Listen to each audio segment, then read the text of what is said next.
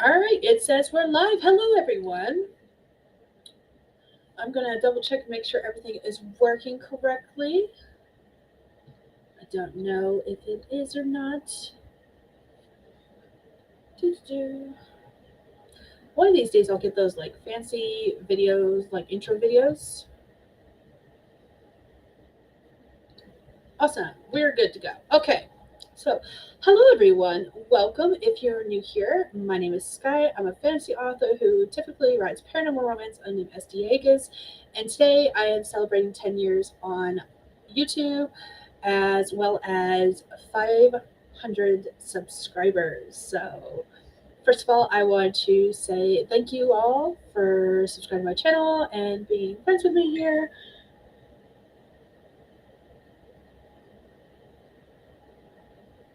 Okay, sorry. There was a notification that came through on my phone. I'm going to go ahead and put that on vibrate now. So, 10 years. 10 years on AuthorTube. I have been doing this for a little bit now, it's safe to say. And let me go ahead and fix this real quick so I can actually see a few things. I want this. This is what I want. I want this as a pop-out chat. So I can do that. Give me a second. I should have had this all set up, but this allows me to give everyone time to pop in if they want to and say hi. Okay, there we go. Righty. Okay. I want to make that. Nope, that's not what I want. It is not letting me do what I want.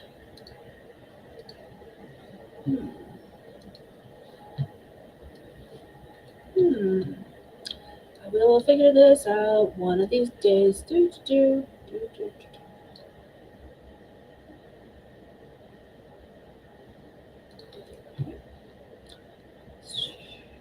Can you tell I've never done a Q&A live stream before? Oh my googly moogly. I swear I know what I'm doing. Sometimes. Not all the time, but sometimes. Okay. Put that down.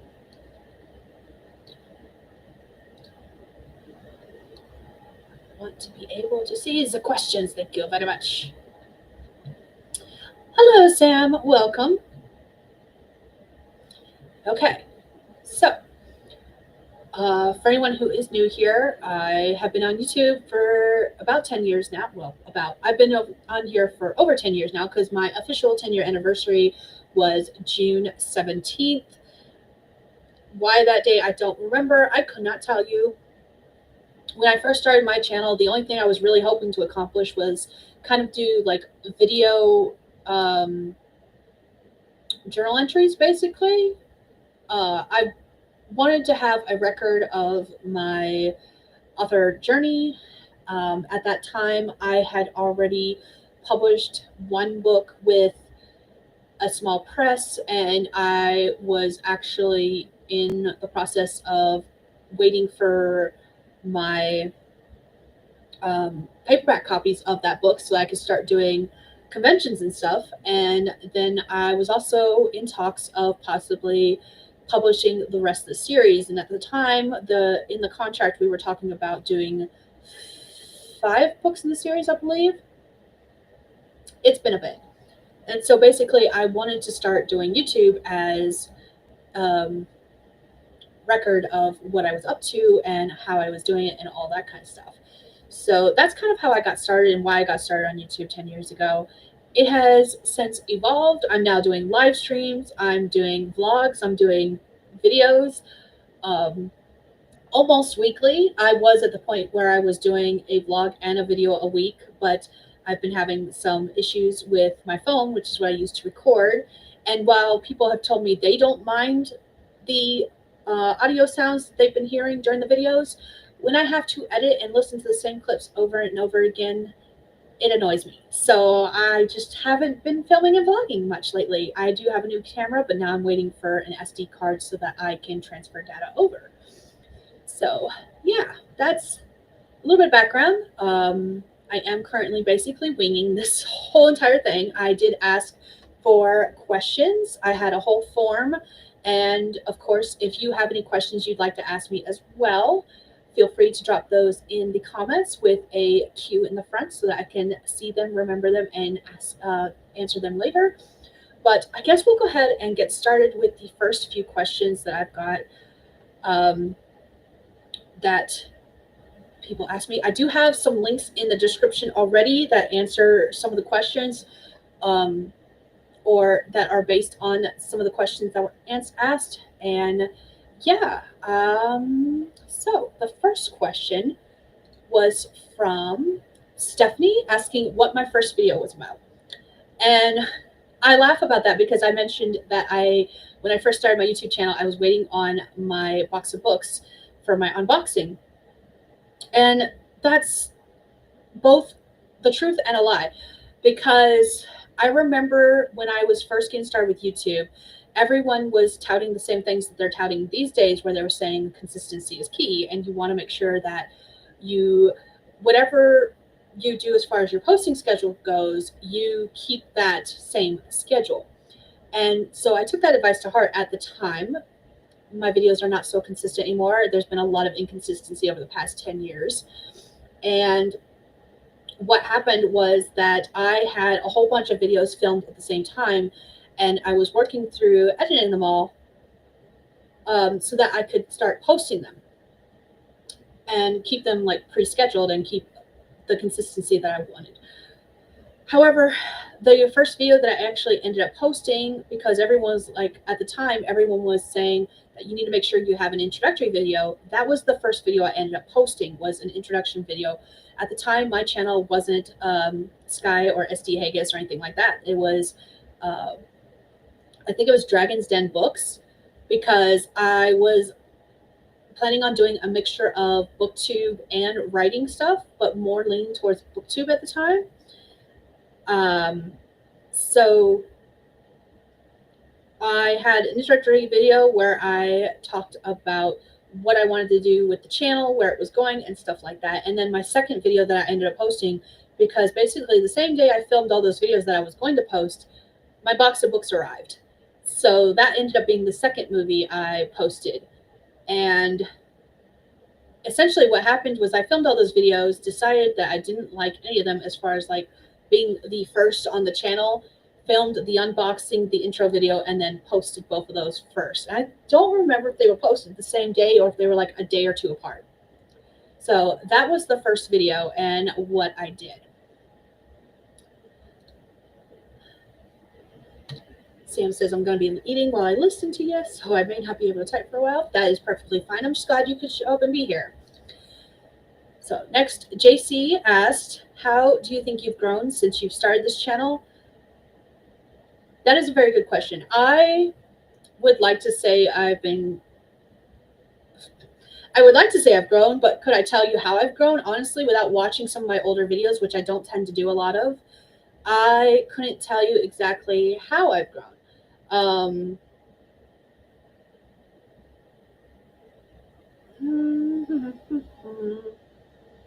I know the type of content I post has differentiated over the years, and I've changed that up. But because a lot of what I was doing at first was like book hauls and book related content, and now I am starting to get back into doing more book related content, but at the same time, it's not. I am more a writing related channel now versus back then I was more a book related channel, because at the time I was with a small publisher, and while I was writing, I didn't have a lot of writing updates to give. So more of my content back then was book featured, what I was reading, what I liked about those books, and stuff like that.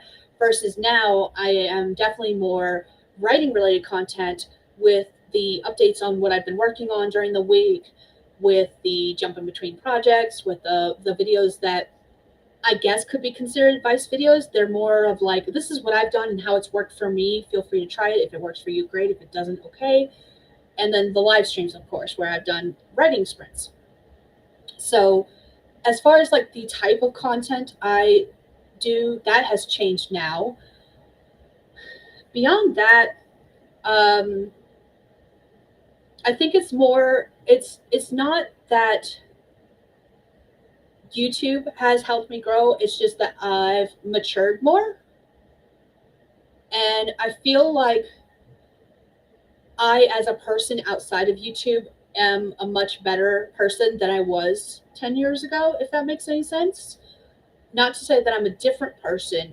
I did a vlog recently where I talked about the fact that I mask more in my real life than my online presence. Like, I'm actually more real in my online presence than my real life, because if people don't like my content here on YouTube, they can just leave my channel. Whereas people in real life, I still have to interact with them in some capacity, more than likely, because it's a small town. Everyone knows everyone, kind of thing. But I feel like at the same time, I don't know where I was going with that, honestly. I've just matured as a person, and my morals, my ideals, and how I view life and stuff like that. And how that's translated to my channel is the fact that I am more willing to adapt to changes that come my way and just move on from things. I am avoiding drama to the point where, yes, I want to know about the drama. I want to know who I possibly should avoid. But at the same time, once it hits my ears, I don't necessarily pass it on, if that makes sense. Every once in a while I do, if someone like asks me directly, like I missed that conversation that you had with blah, blah, blah, especially if it's like in a group setting. But it's more, it's not for me to be like a gossip monger. It's more for me to be like, okay, who should I avoid? Who is bad for my own mental health, kind of thing, than anything else.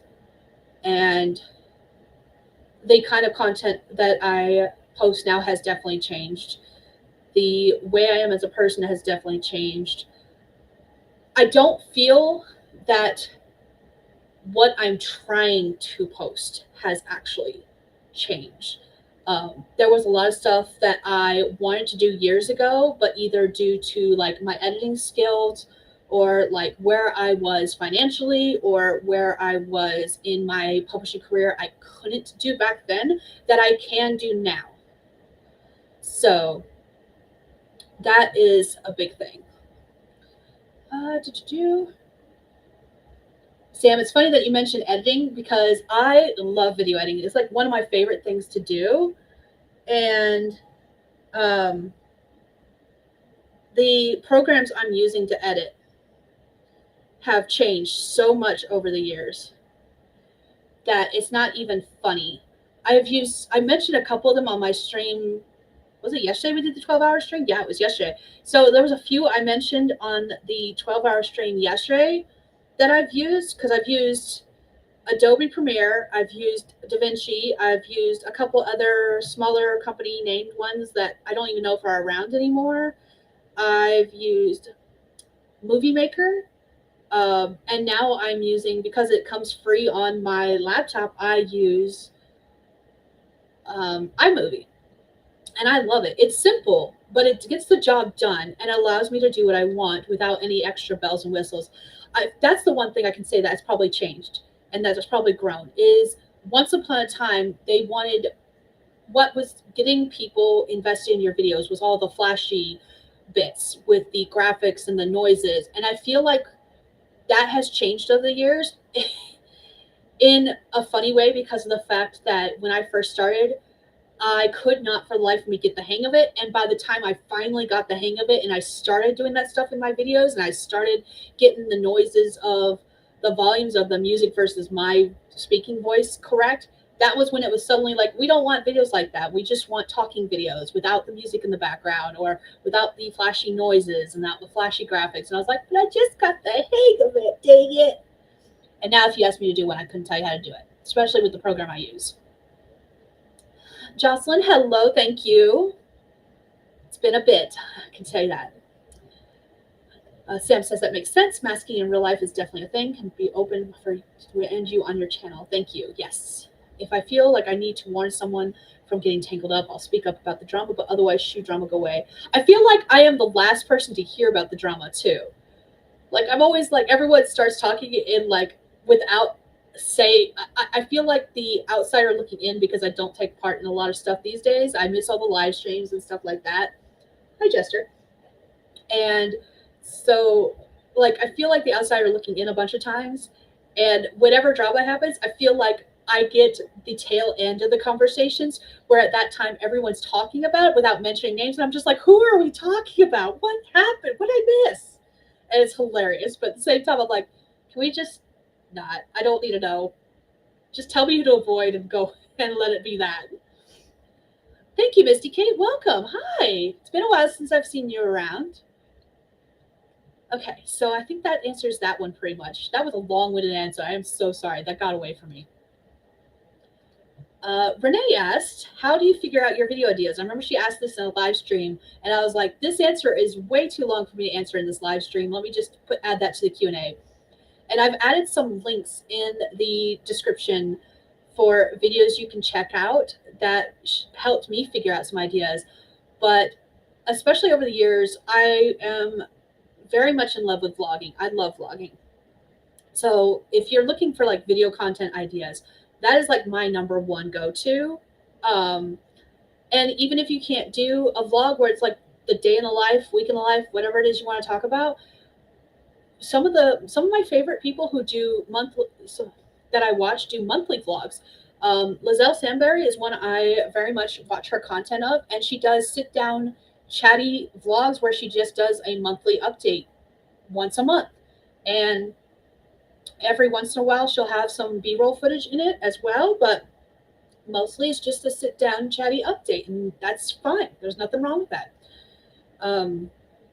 So vlogs, updates, when you're talking about your progress, whether you've made some or not, I know that's actually one of my regrets, is that I didn't start vlogging sooner. I felt like because I wasn't getting anything done with my writing for the longest time, it felt pointless to even just sit down and do a update video. And I think I'd be able to remember some more of what I actually worked on and have more of a better record of what I worked on if I just sat down in front of the camera and said, here's what I worked on this week. This is how much I got done, which is what I do now. But it's what I wish I had started a lot earlier, because I couldn't even tell you at this point when I started vlogging and when I started doing like the updates.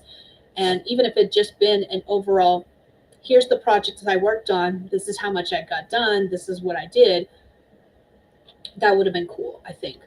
Other video ideas, tags are very popular. They were always popular for a while, then they kind of disappeared off the radar, and now they're back again, and I'm loving it. Margaret just had a original tag that she did this morning. She did a live stream where she talked about K-pop demon hunters, and I am so excited. I've added it to my list because I want to do that.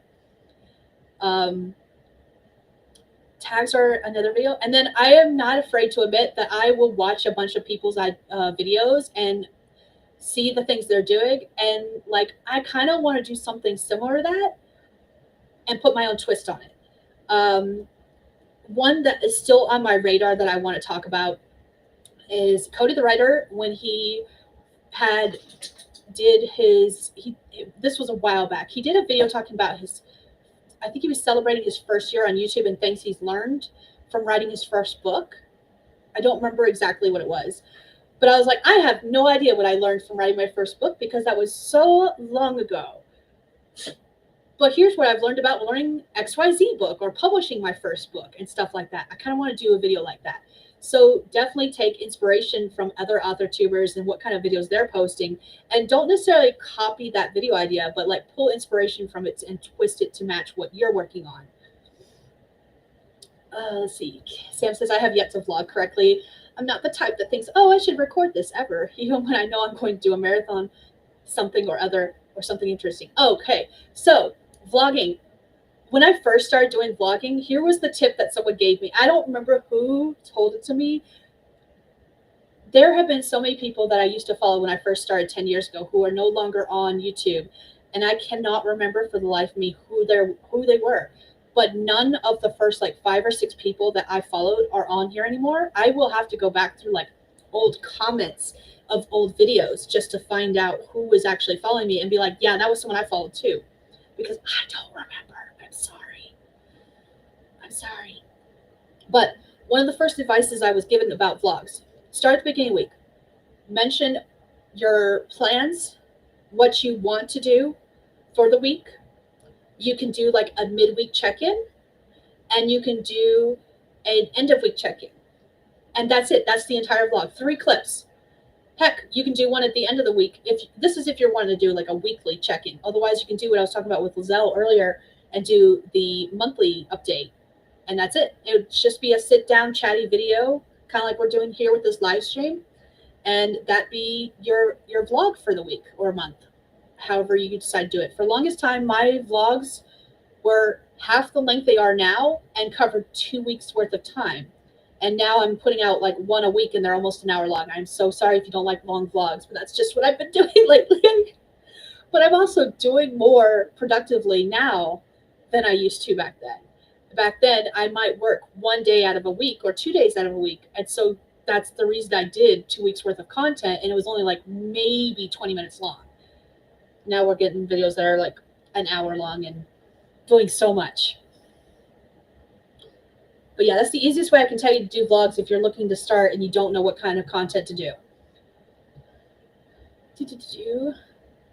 Mr. Kate says Saturday stream. Yes, Saturday streams have been tough to make it too, but I will try. You do not have to try hard. I promise. I have just missed seeing your face and your name. And I know that Saturdays are tough. It's just Saturdays work best for me because the Hubs is tied up with his gaming stuff. Like yesterday when we were doing our 12-hour marathon, he was actually doing a D&D session with his online group. So like I don't have to worry about people bugging me, and it's my night off. Like that's why I chose Saturday. If I didn't work nights, if he wasn't already off on the weekends, like that would be a different story. Things would change so much. Sam says K-pop Demon Hunters. Yes, K-pop Demon Hunters is entirely too much fun. Hi, Dark. Ah, my goodness. It jumped. Because I'm on Restream, let's see if it'll actually let me do the comments. It was showing some of them, but not all of them. Okay.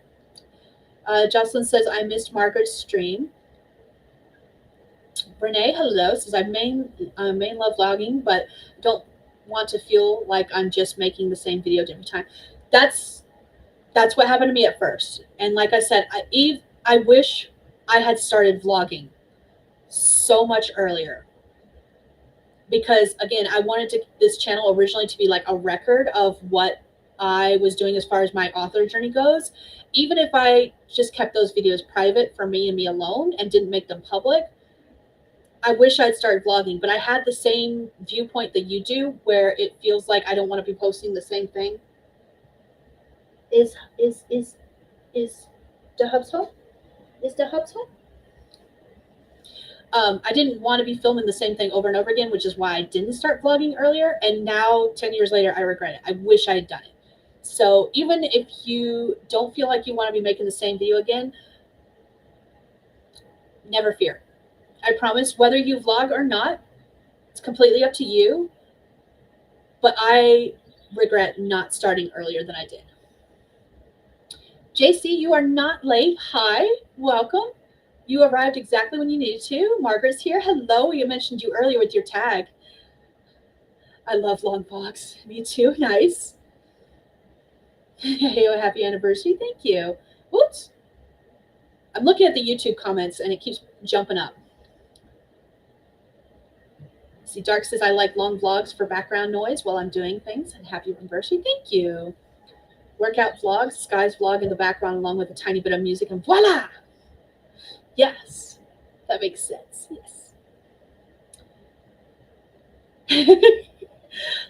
Margaret, I love that for you. And I'm not going to lie, I was talking to the oldest. I was like, it was around like 4 o'clock my time. I was like, do I have time to watch KDH again? And she was like, how many times have you watched it? I was like, only 2, but it's going to be 3. Don't worry. It's a thin line. Did not listen to the soundtrack with a few Stray Kids. I started first by Sunday long. Let's see. Stray Kids are the main course, not just the flavoring agent. Felix is the main course by himself. I know who Felix is. My sister is obsessed with K-pop, so I. My sister and Amy. Amy is also obsessed with. No, it's Amy or Amy's sister, one of the two. But they are BTS fans, while my sister is a Stray Kids fan. So I get it from both sides. All right, let's see. What's the next question? Renee, feel free if you. I have, like I mentioned at the beginning. I have, when I started answering this question, I have links in the description. They are all videos I have watched that are talking about different video ideas that authors can do. But I also have a couple in there that are not necessarily author related, but I definitely have taken like inspiration from and twist them to make them work for me. So that's an idea.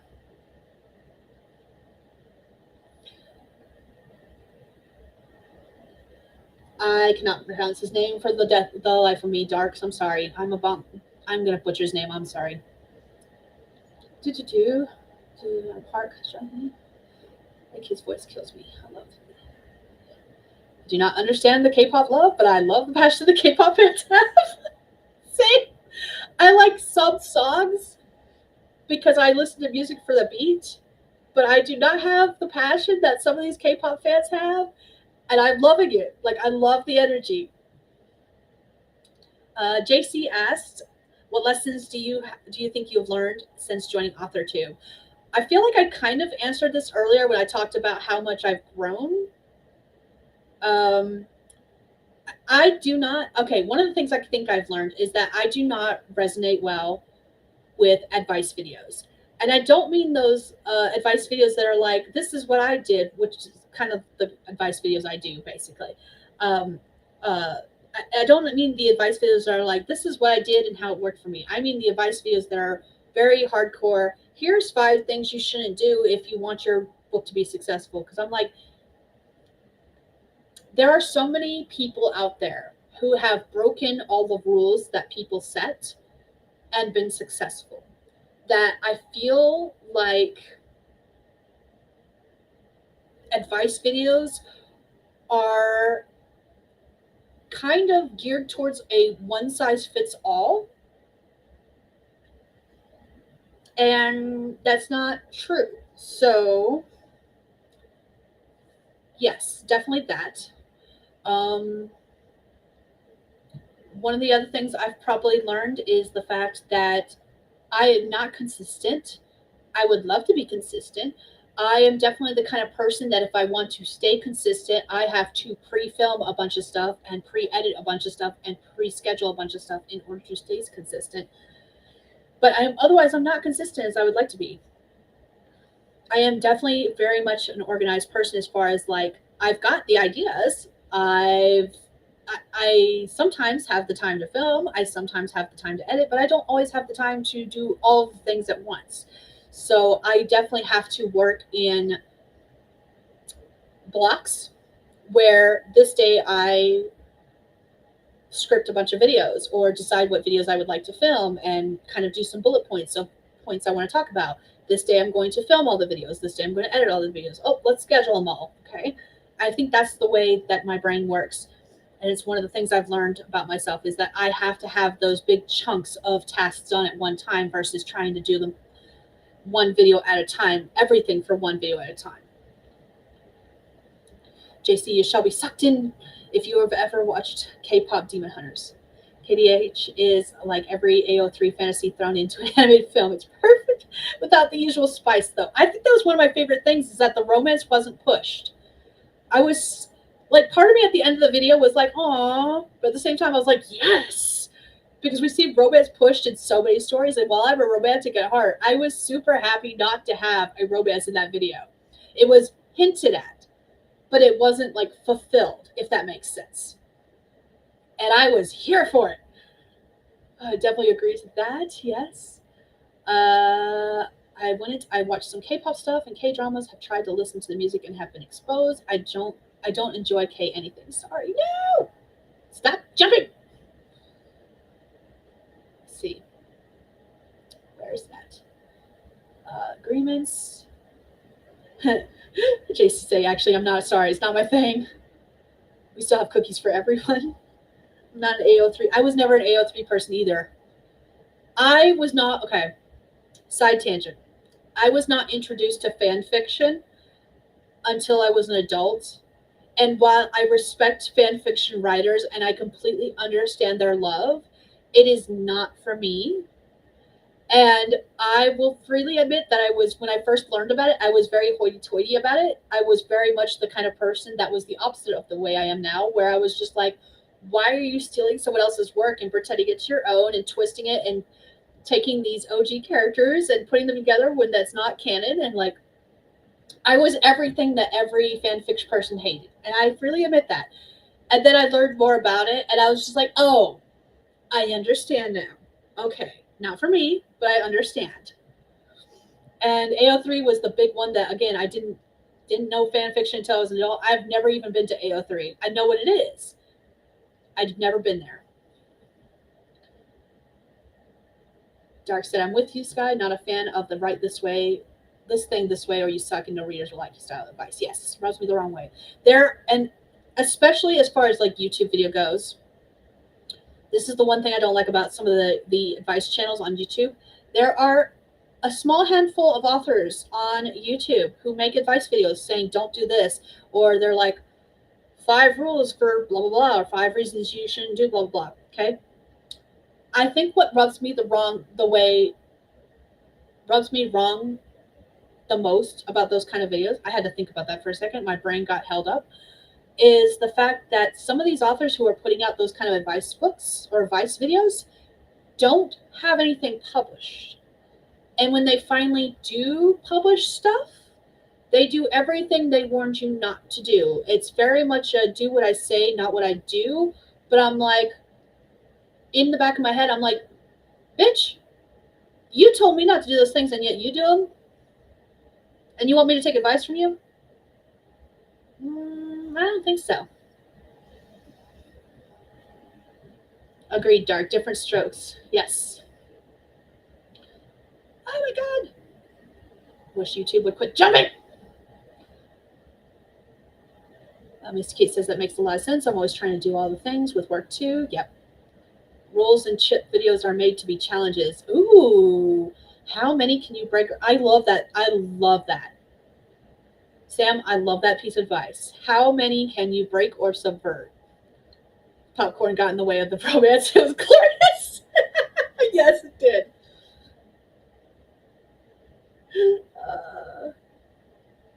Mr. K is totally an AO3 person, which is great for you. Margaret says I was a GeoCities teenager. Let's see. Dark was writing DBZ fanfics at like 13, not ashamed of my roots. It helped me hone my skills. See, there you go. JC's like me and doesn't do fan fiction. At least you understand it, though. I do not. I barely understand it. I understand the love of it. I don't understand half of what I've been told about. Every once in a while, like the popular ones these days are like Dramini, and I'm like, no, he was an evil little fucking asshole to her. Why would she fall in love with him? Like, it makes no sense to me. So there's some things that I cannot get behind. Just period. I cannot do it. But other things I'm like, yes, give it to me. Miss Cake says she was also a DBZ person, but was a little older. Oh my goodness, YouTube, please stop.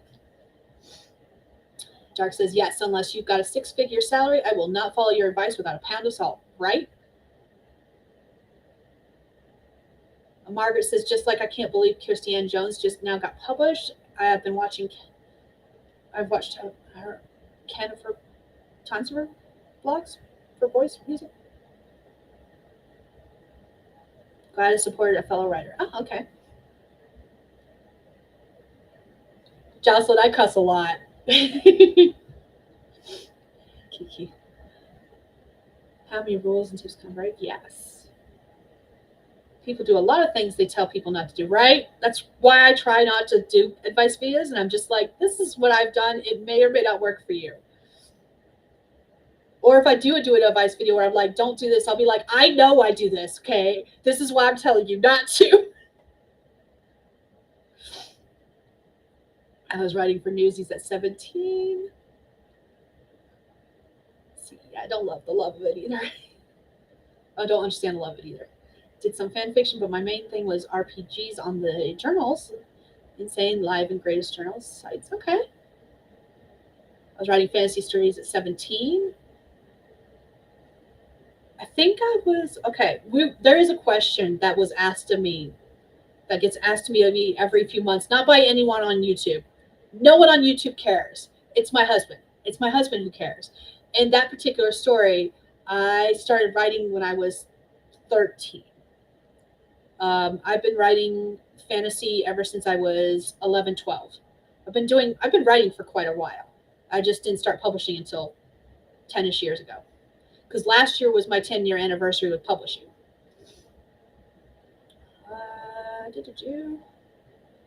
Fanfic helps hone skills and keeps good habits. One of her vlogs for background music. Okay, I understand. Got it. Only a poem published at this point. Fanfics help me break a mental block. Sometimes playing in another person's pre-existing world, characters that have already established can help. Fair. All right. JC says, how have you grown as a writer and storyteller over the time period that you have also been a content creator on YouTube? Again, I feel like I answered this earlier when I answered the how have you grown since you started your channel, because I kind of did an overview of writing versus content creator versus YouTube. And as a storyteller, I feel like what has grown the most for me is the fact that I have discovered, and this has been a more recent discovery that I have talked about, hinted at, kind of, sort of, not exactly on various streams, and that's the fact that I do not like the Save the Cat beat sheet. I know, I said it. I have never fully read the book, but I do know the beat sheet fair enough at this point. I have understood enough of the beat sheet that I have discovered that I just don't like it. It's very reminiscent of the hero's journey, but the hero's journey is also another one I am not happy with. And it was kind of talked about this morning on Breaking the Block, about the fact that once you start reading all of these books about the beat sheets and the different beats you should be following, once you read them, you start to understand exactly where different stories are hitting the beats and whether or not they're hitting the beats. And I think my favorite stories have been the ones that do not follow any of the beat sheets. There are a few that I like that follow the hero's journey. Don't get me wrong, especially where fantasy is concerned. Fantasy, hero's journey is like chef's kiss, perfect for that. Most fantasy, epic fantasy. But like all of these newer genres that are coming out, like the cozies, they do have a set of rules that make them awesome. But at the same time, I look at them and I'm like, that's where that beat hits, and it's not well put out because you rushed it, because you had to hit it by that point. And especially, I notice this most with romance because I've read Romancing the Beat so many times. Romancing the Beat says that your sexy scenes should hit between 50 to 60% mark. And I can always tell when the writer has been reading Romancing the Beat because it's always right around that 60% mark. And I'm like, they read Romancing the Beat and they're following it beat by beat. And then I go back and I see every other beat. And I'm like, And it irritates me. I think it irritates me not that they're using it. It irritates that I recognize it. While for most people, that would be like awesome to think about, like, oh, I'm recognizing the beats of the story. It pulls me out of the story, and I no longer enjoy the story the way I was before. So, it sucks. But especially like when I'm writing myself, and this has kind of been true and something I've kind of discovered along the way. One of the things that has helped, that I've grown, is that I used to be a complete pantser. Never plotted anything. I just took the story. I might have an inkling of an idea. I like to say that I always knew like the inciting incident and I knew the climax, and that was it. I might know some in-between events, like major events, and that was it. And I did say that on Breaking the Block this morning. But for the most part, I was making everything up as I went along. And if another idea that came around that was better than what I had in mind, I definitely went with that idea. And now I outline with my novels, I outline a little bit better, not following any story beats, but like try to outline in a way that I have less plot holes when I start to write so that I have a cleaner first draft. Have I been successful at that? I don't know because I haven't finished anything since I started that process. So that's something that's changed. I do know that long time ago when I was doing nothing but pantsing, I actually, when I was thinking about it earlier this week, I was like, I finished more stuff when I completely pantsed everything and I didn't outline a damn thing. So that's something I don't know if it's growth or if it's holding me back. Because once upon a time, I finished more stuff, but I had to do a lot more editing. I still have stuff I haven't edited that I finished a long time ago that needs major edits, like major edits. However, I also feel like now, with me outlining more stuff, when I finally do finish whatever I'm working on, it's cleaner, it's better, and you can tell I've taken time with it. Whereas this is a hodgepodge mess. So again, don't know if that's necessarily growth, but it's definitely how I've evolved as a storyteller. JC, there was a couple questions that I broke up because they wouldn't fit in the little caption box. So some of these were like 2-part questions, and I just broke them up. Dark says, my girl. Skye, how dare? No, I don't care. If you weren't already married.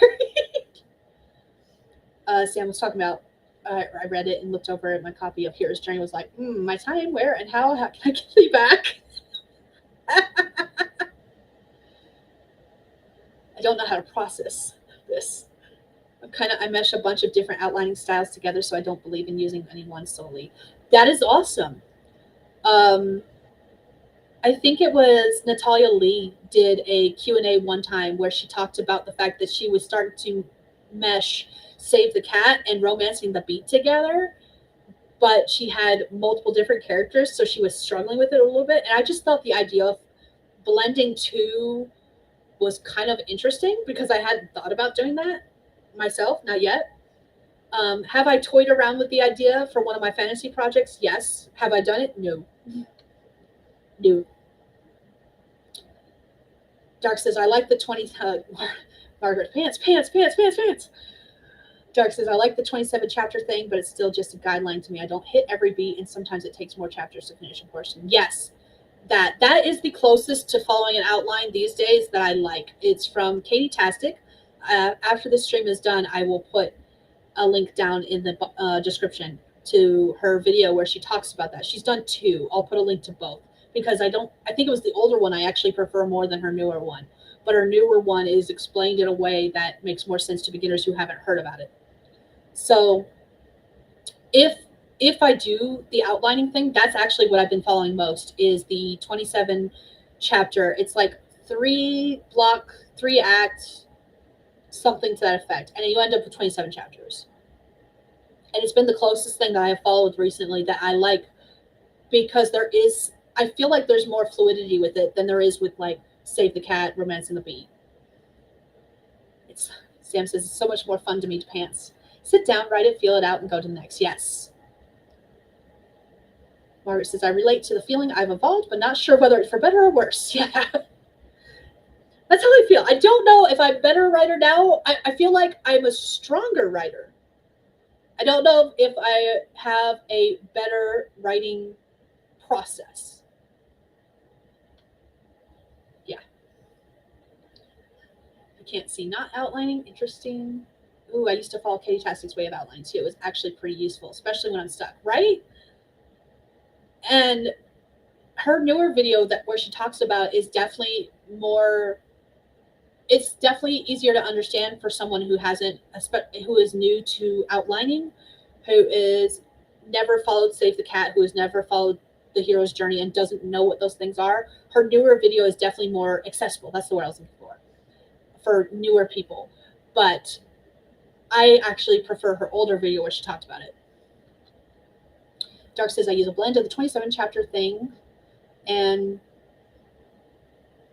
Kisho Tenketsu. Kisho Tenketsu. I probably butchered that. I apologize. I cannot speak. I'm assuming that's Japanese. Correct me if I'm wrong. I'm probably wrong. Intro, development, twist, resolution. Ooh, I like that. It's the structure used most in anime, manga, and all that fun Asian media. Sorry, Baggy distracted me for a second there. He jumped on the clothes bucket. Sam said, I know I heckle more at my character's antics, so that's a better thing, right? Yes. Misty Kate says, processes change a lot, and that's okay. Gotta adapt. Yes, exactly. This was one of those questions, JC, where I split it up. This one specifically, the how have you grown to the and this one. This was all one question that you submitted and said, do you think that doing YouTube has helped or hurt your writing process? Both.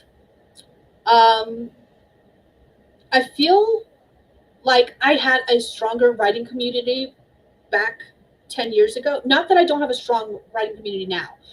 It's just that we saw each other out more on my side. I was better able to seek more people out because the kids were younger and I could talk more during the day because I was working a day job. And so for me, it was easier.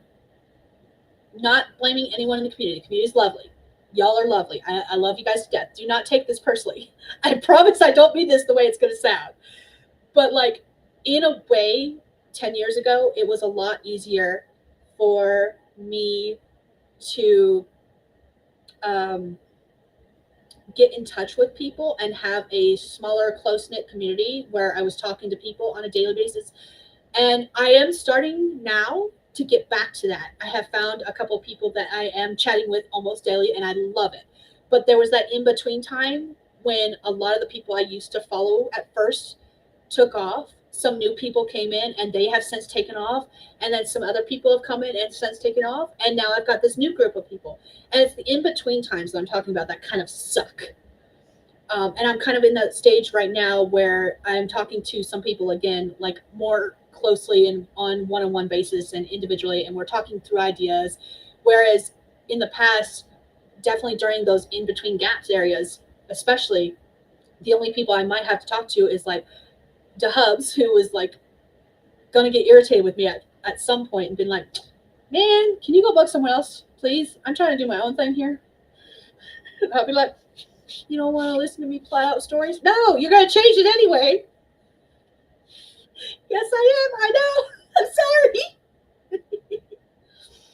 So, and then at the same time, like, I love doing the writing streams. I don't get to make it to many other. I'm starting to make more of an effort to make it to more, but like I have to check in with the family first, or like I have been making it to Shannon's streams in the morning on Mondays because I get up with the husband and I make sure he's off to wherever he needs to go. The kids are usually still asleep, and I get to sit and write and do stuff while he is gone and the kids are no longer awake yet.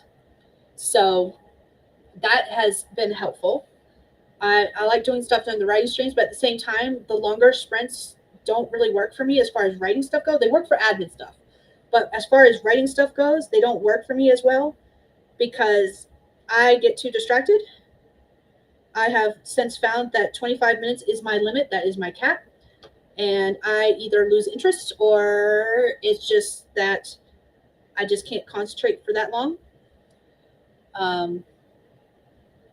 So in a way it's both hurt and helped my process over the years. And it's been fun.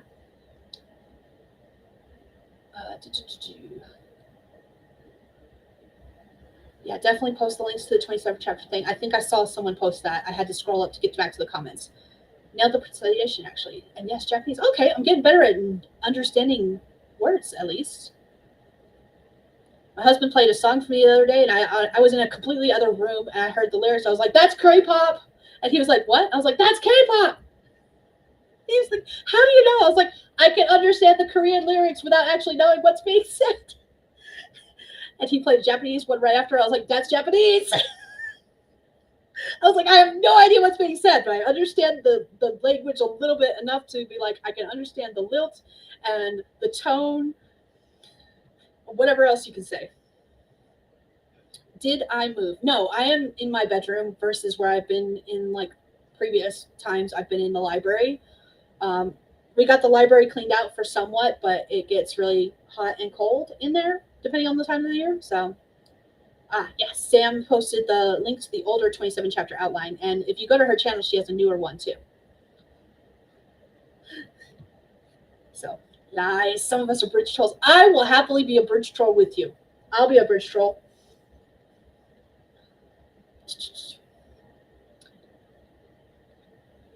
Don't tease me with another good time. You're going to change to another good time. Okay, Sam. Sam is one of the ones that does 45 minutes. Gives me play time, writing time, wander off time, and then get back to the writing like mad to get World Camp actually. My sweet spot is 20 minutes. Yeah, always play around with it. Find what works for you. I've done, when I first started doing live streams, I think we were doing like 15-minute sprints. I've done hour sprints. God, that's too long.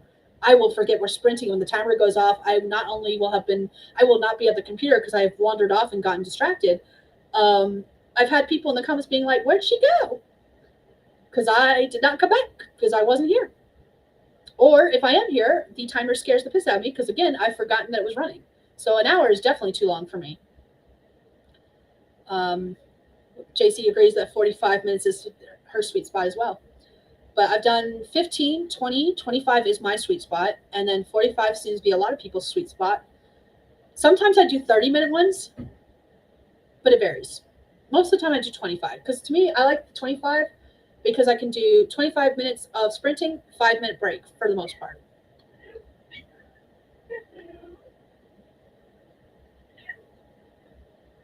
Leave him alone. Don't pick him up. Let's see. Yes, they see your hand. I was waving. I know you're waving. All right. Stephanie asks, how many notebooks do you have? Want to share them in a video? Okay. So. Too many. Too many. I went and gathered some of them. This is not all of them. This is not all of them. She's not wrong. I have two. I have 2 filing cabinets, and one of the drawers in one of the filing cabinets is full of empty notebooks that are like waiting to be used. They said hi. Hello. This is my oldest, Graceland. Hello, so people. One of the drawers is full of empty notebooks. The other drawer is full of full notebooks. And then sitting beside me, I have more. Nope, leave them alone. I'm just going to turn this and then move my camera. Jester. She's fine. I'm not going to hit her. I see her. Oh. So, I have a lot. I'm going to turn this camera off so I can move this without giving everyone without trauma, nausea and trauma. Yeah, trauma. Yeah, okay. So, they are awesome. My sister made them. Yeah. Oh, okay. Yeah, I can't do that. So this is some of the notebooks. They are not all full. A lot of them are actually almost empty. No, actually, most of them are full. Oh, never mind. Okay. Hold on. I can tell you. Let me put this camera back, and then I will tell you what is in some of these. Thank you. Oh, are you reading the comments? I'm reading the ones that are thing for me. Oh, can you get my hand warmers? Yes. Okay. Let me make sure I did this. Oh, cool. I put it back, and I put it back correctly. I'm so proud of myself. Okay. Renee, I see your comment. I will come back to it. Let's see if it'll let me. It will not let me save it. Okay. I'll have to come back to it. Hi, Ogre. You have to be in my spot. I'll come back to that in a second. The youngest just walked in and she saw the pile of notebooks. Okay, so as far as notebooks go, like I said, this is not even all of them. This is just a lot of them. Holy hair. These are all my journals. I started bullet journaling in 2006, and this is all the ones, not including my current ones that are at the desk. I just realized I left the current ones at my desk. So this is all my bullet journals. For now.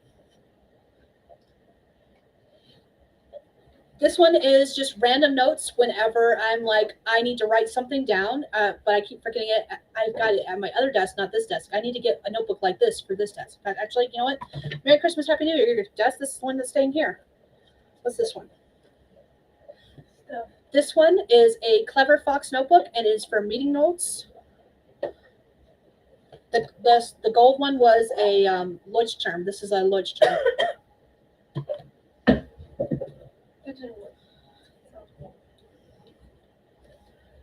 This one is currently empty. This one is a cheap $5 Walmart notebook that I don't even remember what I was going to put in it other than something in it dealing with the gaming because it says next level and it's gamified. So it was either going to be talking about the fact that I want to gamify my life some more to make me actually do the things I want to do, or I was actually going to use it to record data from games. I have no idea which, but it's empty. I don't even remember why you got it. Oh, I think you got it mainly because it was pretty and it was on sale. No, I got it literally because it had the gaming stuff on it. Never mind. Well, it's pretty hard. Ooh, excuse me. This one, before I built my Notion, this is where I stored all of my series information as far as like titles, what series, what books go to what series, what standalones are there, what names are under, what projects are under what names and stuff like that. Yeah. And these two are both tarot related. This one is full and this one is not. As you can see, both of these are the discbound system. This one is a tool notebook, and this one is, I got these covers off of Etsy, and I do not remember the store off the top of my head. I bought from like 4 different stores, and I don't remember which ones came from which store. And again, these aren't all of them, because I got lots more. So, that is those. All right, stack number 2. Yeah. These are more the current ones.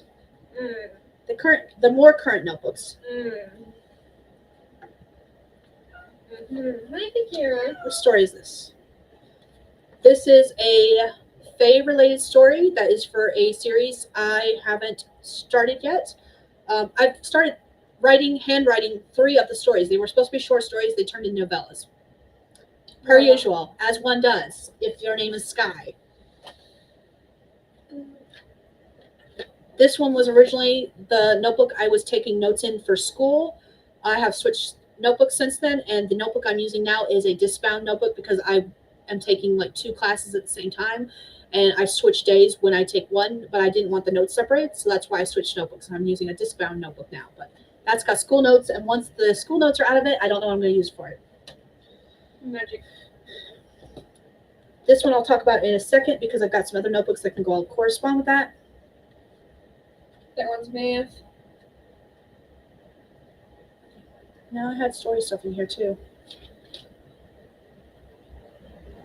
Nope, she's right. This one is purely math. This one was basically just a scrap notebook. I grabbed it and started using it, and it's just got a whole bunch of random notes, usually math-related stuff as I figure out finances. And do I have the money to spend on XYZ? Nope, okay, let's not. This is my original handwritten story of A Buck Short, which I have since started typing up. And I've used about half this notebook. Half this notebook's full. So that's that one. Steffi's not even here, and she asked this question, y'all. She's the one that's been wanting to see all the notebooks. Ooh. Hi there. These 4 notebooks are all journals with like decorative pages. I've got a Harley Quinn one because Harley Quinn is amazing and I love her and you cannot take her away from me. I've got Vampiric Tales. I have a Batman one. If you didn't notice, my favorite DC character as far as like heroes go is Batman, and my favorite villain is Harley Quinn. And then I have this Eternal one. What am I using these notebooks for? Because they are empty. They've got these pretty pages. When I was doing pen pal stuff and I was writing people letters, handwritten letters, and sending them to them, this is the pages I used for my pen pals. I would rip out a page. That's why this one's half empty. You can see how much I've pulled from it because this is how much I used to use it. I used to use it on a daily basis. And I would rip out a page and write my letter and send it to my pen pals. I had a pen pal at school. So all 4 of these are pen pal notebooks. That's what they're for. I rip pages out of them for pen pals. Do you want to be pen pals? I would love it. Just saying.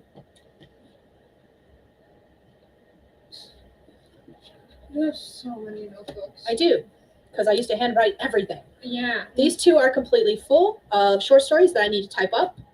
Various genres, various stories. No idea the word counts. Until I type them up, I won't know. Look, I can practice my dragon. Yay. What? It's a typing program. Oh. Dictation. Kind of like you do with your computer and your school stuff. That's Nope, it's another story idea. I was actually plotting. Oh, nope, that one's empty. Just kidding. Had 2 pages of notes, but it doesn't even say what the notes are for. Noise. This one has, okay, this red one, I gotta talk about together. These. This one, indeed, the arms. Don't have the arms. Indeed. What is this one? I don't even know what this one is. This one's random stuff too. Apparently, I just like to grab random notebooks and write random stuff in it. I know there's a story in here because I'm flipped to the page. I just don't know where the beginning of it is. Goal setting for writers. That's one of the courses I was taking. Notes for. Okay, that's what this one is. So there's two stories in here. One is another one of those face stories I was talking about that are short stories that became novellas, and I've been handwriting them and slowly typing them up. And then the other one was notes for a ghostwriting project that fell through because I did not feel comfortable with stuff the client wanted me to put. So I was like, nope, we're ending the contract. Here's your money back. We're done. Haven't talked to them since. Okay, so these ones. Oh, I remember when that was happening. That was literally 2 years ago. Not even. I still remember. Anyways, these are all what I call junk journals. They are everything and everything, mostly stories, whether I was plotting, writing, handwriting, or like just journaling ideas and thoughts down about my publication journey. And I've got 1, 2, 3, 4 of those completely filled. And apparently I started 2 more without, this one was supposed to be more YouTube content and it slowly became a junk journal. And then this one was just purely junk journal that I haven't finished filling. I mean, I've got a bookmark here talking about where I ended. So I wasn't even at the halfway mark yet. So I'll slowly fill those up. Whichever one gets filled first will become junk journal number 5 because I don't label them until after they're full, which is why junk number 4 has been written on. Okay. I apparently did finish it. And then back when I was handwriting all my stories, this is notebook 1 and 2 for a contemporary romance that I wrote that will eventually get published under a pen name. Are you having fun back there? I think she's bored with me already, guys. But this is a handwritten story. Whole story. I think I finished it. I don't know. Whose handwriting is that? That's not your dad's. Is it? That's Gwen's. That's not Gwen's either. Gwen would have been a toddler. Oh, then I don't know. Did I finish this? Yes, I did. Is the notebook full? No, it's not. I thought it was. It's almost. So this is the entire novel right here. And then this was blank paper. Yes. This is research notes talking about Puritans and how they dress because I needed this for Puck's Choice. That's literally Puritan religion. Some social media stuff. Yep, that's that one. That's very okay, last 2 notebooks I wanted to show you guys. This one is my pride and joy. This is my D&D characters book. You see how chunky this thing is? It's gonna get even more chunky. It's gonna get chunkier because it's not full with character stuff. There's a lot of blank paper in here. But this is all of my D&D characters are in here. Most of them. There's a couple that aren't because they have their own little notebooks because they're special. But this is most of them. I have a running joke with my husband. So one of my favorite characters from D&D is a blue tiefling named Nessira, also known as Nessie for short.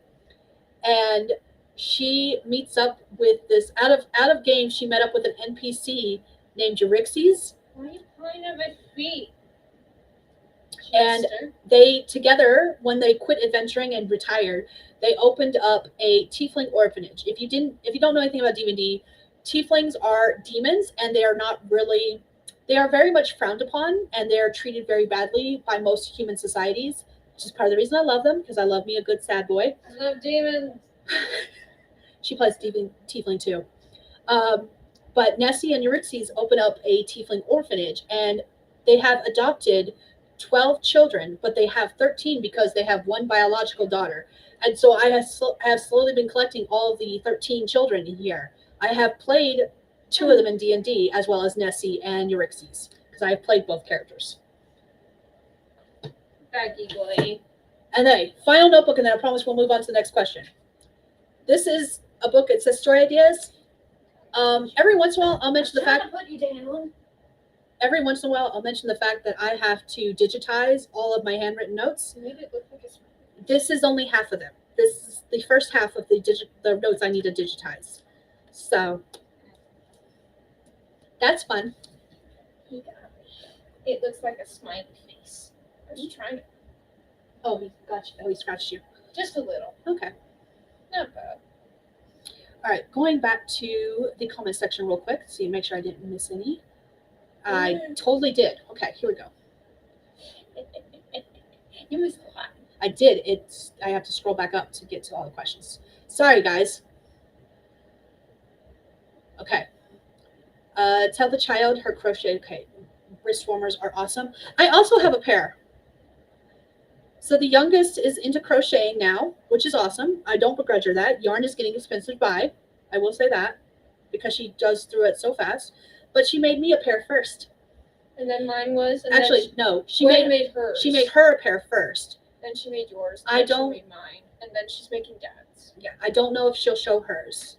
She kind of got. I don't remember if we were on stream or off stream. She kind of got cagey about hers, and I know why. I understand why, but I don't know if she wants to show hers. She doesn't. Okay, that's fine. Nothing wrong with that. But I will freely show mine, and it looks like she's freely showing hers. And then once the husbands are built, she'll freely show those. Okay, you already said that about the shirt. Sam shoves her own notebooks into a closet at bottom shelf. You see nothing.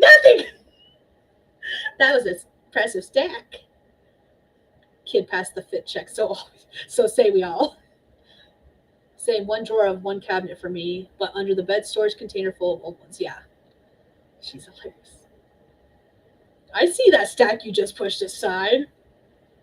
Margaret is currently a Lloydstern girly. I am currently a Stalogy, which I don't even have one in here. That's my current journal. My current journal is a Stalogy, and I will always be a composition notebook girly. It really is. One of the things you don't see that I know I've shown on stream, I know I've shown it on video. I did a bulk order of composition notebooks that came with 56 notebooks. Well worth the price. I've already used like 5 and filled them up. Gwen borrowed 2. And Gwen borrowed 2. So well worth the price I paid. I will use them all. How fast is the question? Yes, lots of wolves, because Hub's favorite animal is wolves, and I like wolves, but my favorite animal is foxes. Clearly, based off her background. They can't see my background. That don't matter. Steph knows what my background is. She saw it last night on my desktop, guys. Sam says, I know not what short stories are either. It's fine. It's fine. I used to write short stories. That was the sad thing. Like, I have a collection of wolf short stories that will eventually be coming out. And I think the longest story is 3,000 words. I just no longer can do short stories the way I used to. Dark says, I tell myself a short story is under 10K. Then my final word count would be like 9,975. That is what my short stories are these days. Steph gets to do replay gas. She'll see them on replay. Yep, no binder paper. I do have loose leaf paper. That's mostly what this one is. And then I have another one that's just as thick. I only brought the one in here. I have another one that's just as thick that's also full of loose leaf paper. But most of my loose leaf paper, other than those 2, have been digitized already. Dark says, I have an unreasonable amount of loose leaf college ruled paper. I mostly bought the college rule loose leaf paper and wide ruled paper. I hate wide ruled paper, but it was a requirement for them for school for the longest time, so I still have a bunch. Because when it went on sale, I would just buy a buttload because I knew they would need it, and now they no longer need it. Now they're requiring college ruled. So yeah, I'm with Dark. I would buy a whole bunch. Who is to say what constitutes unreasonable? Yes, exactly. The stack of 13 I can see from here speaks for itself. I don't have 13. I did at one point have like a bunch. As she pets it. I can't give you a small say of paper pages and a graph pad or 2. I think that's the one thing I don't have is I don't have any legal pads. I was not a fan of legal pads. I have used them a time or two because I've had to use them for work, and I might have some hanging around the house because of that. I do not like legal pads. I know some people swear by them, but I do not. Small. I bought a few tools to make notebooks. I also have tools to make notebooks because I was wanting to do that for a while there. Dark says Tieflings and Azamir are my favorites. Oh, I love a good Azamir. I have not played one yet though. Been too busy playing my Tieflings, and currently I don't have a D&D group. Yeah. Book Doctor, yes. Has she created an Etsy shop for those? No, she has not. I figured you were talking about the Wishwarmers. She does not have an Etsy shop yet. Oh, I might be losing the question. Why?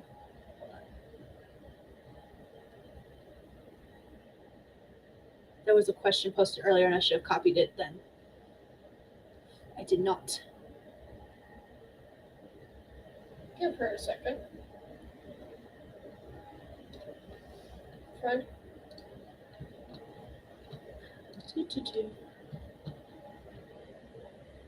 We've had a lot more comments come in, and I was trying to keep up with the one question, but it has since disappeared.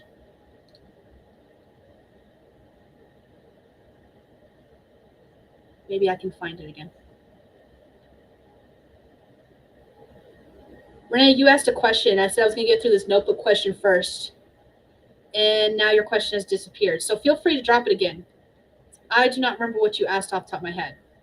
I have no idea because I probably wasn't in here when that happened. I'm so sorry.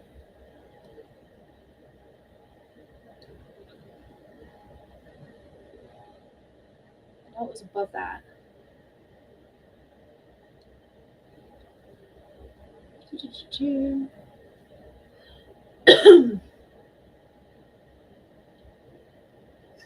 Now I'm just scanning for Renee's name because I remember who asked it. I just couldn't keep up with the question. I did not copy it because I'm not smart that way. Where'd it go?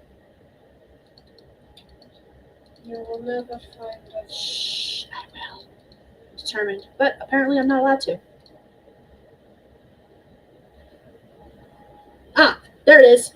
There we go. How many places do you save your projects? I'm going to go ahead and answer that one now so I don't lose it again, because apparently I'm good for that. Let's see if it'll show up on Restream. There it goes. There we go. Look, Restream's let me share that comment of all the comments. All right.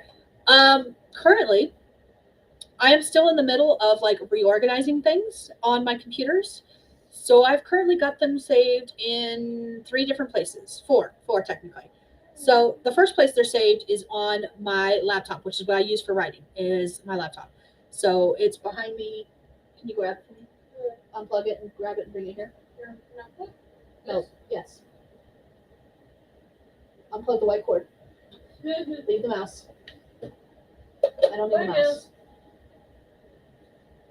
So this is Mac Mardigan the second.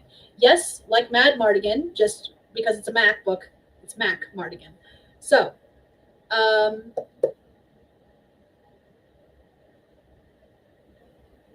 this is the first place that all of my projects are saved. And then because I also use my tablet to write, I've got them saved to Dropbox. And because I've got them saved to Dropbox, I've also got them saved to Google Drive, and I've got them saved to an external hard drive. So 4 places. And then once a year, I send emails to myself with zipped files with everything that's on my computer at the time. Because I switch computers so often, that's just the easiest way to send stuff is to zip a file with everything and anything, and then I send it to my email. So, there we go. I got to that comment before I lost it again. Or that question. Feel free to drop any questions you have, but I have a few more questions to go through on here. We've already been live for over an hour. I'm going to finish Ruby Dragons. So earlier I mentioned that there's one book my husband asked me about, and it's Ruby Dragon. I mentioned that I started writing it when I was like 13, 14, 12, 13, 14, somewhere in that age range. This is my first and longest project as far as like fantasy goes. I have written more projects before this, but none of them can compete with this. Everyone over here in the comment section is probably gonna laugh at me, but my longest project was like 83,000 words, and it's this one. It's Ruby Dragon. For those who don't know, my husband and I had met each other in high school. We were high school sweethearts that broke up for a year while my final year of high school, and then we got back together after I graduated. So that's the shortened story of our relationship. Is that, and one year we both had the same computer class together, and I am an unnaturally fast typer, and so I asked the computer teacher at the time if when I finished my day's lessons if I could work on my story stuff. And the story I ended up working on was Ruby Dragon, and every time I'd finish a chapter I'd send it to my husband, who likes fantasy and was doing basically the same thing as me, except he was writing Legend of Zelda fan fiction. So he was writing Legend of Zelda fan fiction while I was writing Ruby Dragon, and we'd exchange chapters. And I would read his fan fiction. It's probably the only fan fiction I've ever read, probably. And I was just like, at the time I didn't realize it was fan fiction. I was like, I don't know what I'm reading. I don't even know what Legend of Zelda is. I'll read it anyways. To be fair, for the longest time, I thought he was showing me original work. It wasn't until a lot later that I got introduced to the games. This was after we were already dating. By the time I realized that Legend of Zelda was a game and realized it was not original fiction I was reading, it was fan fiction. But yeah, so we were exchanging chapters and just reading each other's work during that computer class. And he has read all of Ruby Dragon. It is a completed project. However, right around the same time I finished it, guess what came out? Aragon. Not the movie, the book. And I read Aragon. We both did. We were buddy reading Aragon together because it was fantastic. I love Aragon. And I saw way too many similarities between Ruby Dragon and Aragon that I was just like, I don't want to do anything with this book anymore. And so every once in a while, Justin would come at me. He'd be like, so, when are you going to work on Ruby Dragon and publish that one? And that's what he's referring to. He wants to know when I'm going to finish Ruby Dragon. And the answer to his question is probably never. Soon. Oh, I didn't know that.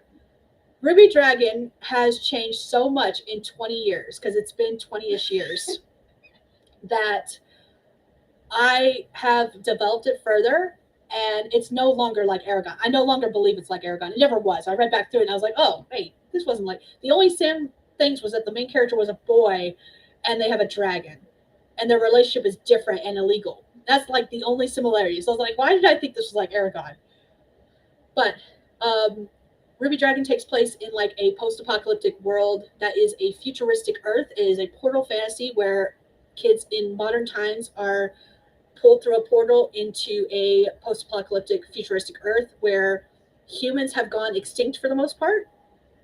Dragons and other magical creatures have developed in the world. And yeah, it's them surviving as dragon riders, basically.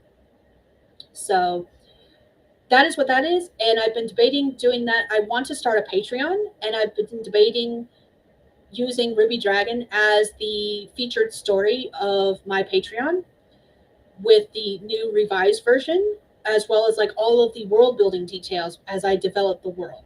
So that is one of the things I am working on eventually doing in the near future that I haven't started yet. I'm still in very much, let's think about this and percolate on this idea kind of thing. So the answer to this question is soon, just I don't know how soon. Within the next like 6 months, I'm going to begin working on this story again, or this world. Let's see. There's not much in the episode. Just them talking about their things of how they save. Yep.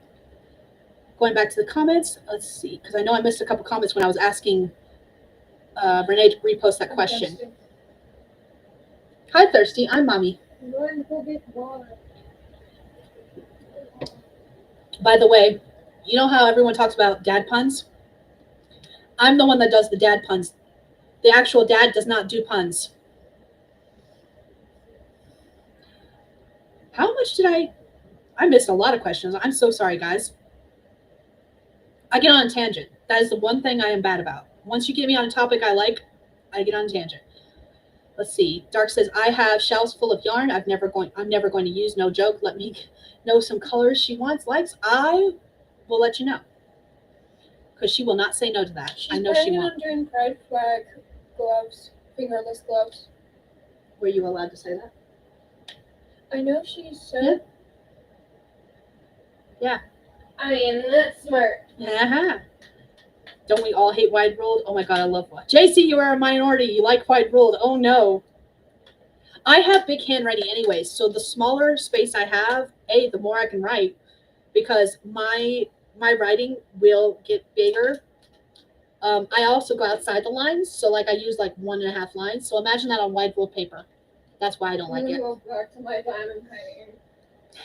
Bye, kiddo. Bye. I'll call you later because there's a question that concerns you. Wait, what? I said there's a question that concerns you. I'll call you later. Is Dad home? Yes. Is he making pizzas? No. Oh. Who's making pizzas? Oh. Okay. Let's see. Yes, no, wide ruled. Let me know, write in my craft cursive half print style. Okay, thanks. How can you hate wide ruled? I don't understand this. Misty Kate likes legal pads. My handwriting is large and college ruled just infuriates me. See, I have the opposite problem. I love college ruled. Lots of people posting the comment from Renee and helping me out because it helped me a lot. In my defense, if I go wide ruled, my handwriting looks like I should have been a doctor before it goes all Jekyll and Hyde. That's the other thing. The longer I'm writing, I've especially noticed it with my old notebooks, which is part of the reason I'm having trouble digitizing them, is because my handwriting will start out very pretty and very lovely. And the longer I write and the more my hand hurts, the more I'm like, oh my God, and it starts to look like a doctor's handwriting. Hi, Ogre. What's up?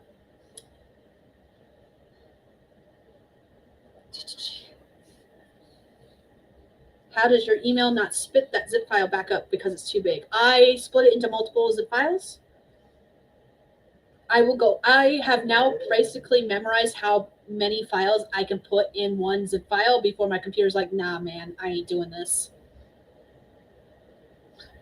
I've just been saving on my iCloud and external hard drive. Wasn't sure if that was enough. Sam says I always try for 3 spots: Google Drive, desktop, and external drive. Yep. If I had to pick 3, those would be the 3. The only reason I added I've been doing email since forever. I used to use flash drives, if anyone remembers those. I still have some flash drives, but every time I put something on them, they get corrupted. Fun stuff. Why I don't use them anymore. And I've actually had an external hard drive get corrupted as well, probably from being dropped too often. I'm very bad with technology. I drop things all of the time. My phone will be living proof it's cracked to hell and back because I drop it all of the time. I dropped it in the kitchen just yesterday. Again, not the first time in that day. I don't think have I dropped it today? It's usually a daily thing. Usually I drop my phone daily. But yeah, because of that, that's why I don't just use an external drive. And I do not trust the cloud by itself, which is why I use some of the other places as well. And the only reason I use Dropbox is because that's the only way Scrivener on my tablet will read it from my computer. That's so cute. I love it. As long as it's on 2 different drives, it can't be corrupted at the same time. Yep, 2 spots is good. Yep, 2 is good. Dark says I have my stuff saved on a hard drive in the cloud, print out a chapter as soon as I finish it. I don't have a printer anymore. I used to do that though. Some of the notebooks I have, I can't even grab it anymore. Oh my goodness, too much heavy stuff. My wrist is saying fuck you. I have more discbound planners like this that are full of printed stories, but I haven't printed anything in a while. That is awesome. I also like the term portal fantasy. I love portal fantasies. They are some of my favorite stories to read. It's like 2060 for the extinction. You're not completely wrong. Some of my research that I found the other day that I thought I was going to have to research again because I thought it was completely missing. It was hiding on the hard drive, the external hard drive. But some of the information I found research-wise talked about, like with the melting of the polar ice caps, with the storms that are coming through that are larger than ever and more flooding and the oceans rising. With all of that stuff, it actually did have a timeline. There was like these models that were made that I was looking at on whatever site I was using at the time. I don't remember. I just have screenshots and articles saved to my external hard drive now. They're not even links because those links are not available anymore. But yeah, I think it was like 20 between the years of like it was sooner than 2300. I do remember that much. And it was one of those life models like based on how the world is running now. This is how quickly we're going to go extinct kind of thing. JC still has flash drives and still uses them. Margaret still just used the flash drive to view photos for at the family reunion. Oh yes, I'm crossing my fingers too. Hopefully you don't corrupt those.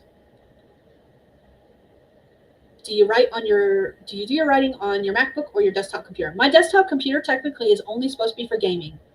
I have only done live streams here for the past couple of days because it keeps me away from everyone else in the family. And oops, no, I wanted to. Oh, that's right. It won't show that comment. There we go. I knew I'll find it eventually. Do you do your writing? Blah, blah, blah, blah, blah. Desktop is for gaming only. I've only been doing the past couple of streams in here because it was quieter without being too hot. The library has gotten too hot the past couple of days, and it's kind of messy right now. We're still cleaning it. It's mostly clean. It became a dumping zone over the winter time. That's pretty much the way I can put it.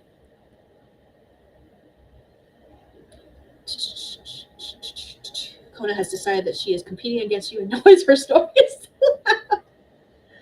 Oh, that's funny.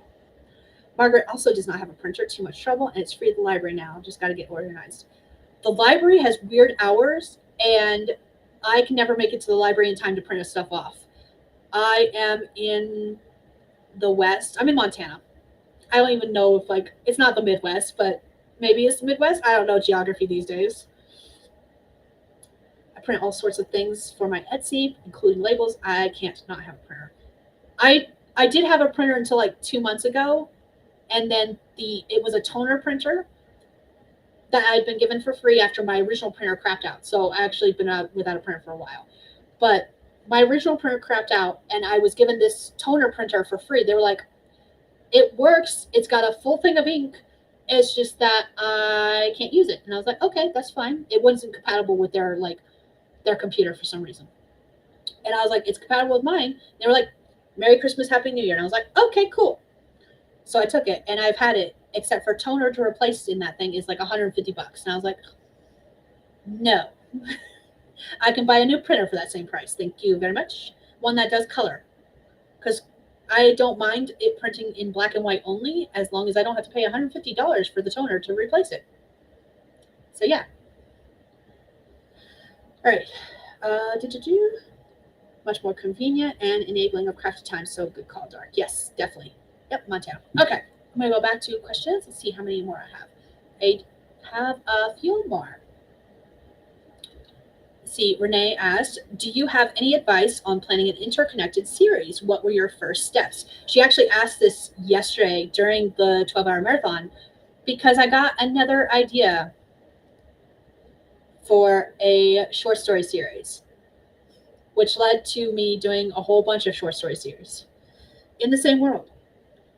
So, yeah, I'm going to get to that in just a second. HP scam me, pay our monthly thing. Or yes, my printer that stopped working, that crapped out on me, that was exactly why. I stopped paying the subscription. I had just replaced the ink. So I had full ink, and it wouldn't let me use any of it. I was like, no, we're not playing that game.